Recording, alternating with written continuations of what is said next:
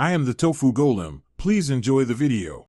In this video, I will explain how to set up your Kraken Elite 360 liquid cooler. First, let's ensure you have all the necessary components. Check the box for the 360mm radiator, three 120mm fans, the pump, and all mounting hardware. Also, confirm your motherboard has a 3-pin addressable RGB header and a USB 2.0 header. Finally, make sure your PC case can accommodate the 360mm radiator for a smooth installation. Now, let's get to the physical installation.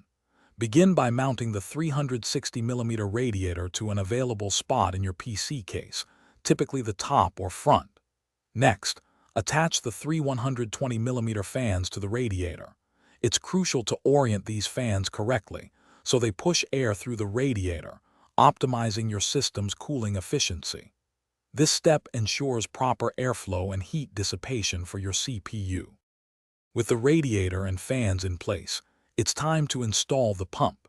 Carefully secure the CPU pump block onto your motherboard's CPU socket, ensuring a firm and even contact.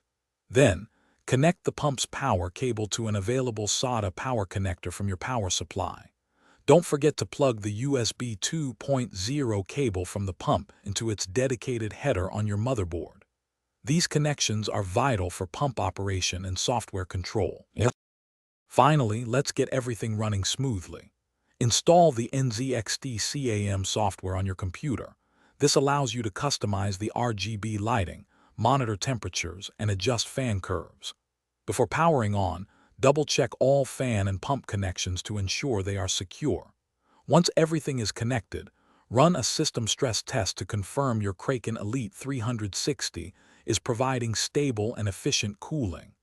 Enjoy your newly cooled system. Thanks for watching. Consider subscribing if we helped you today.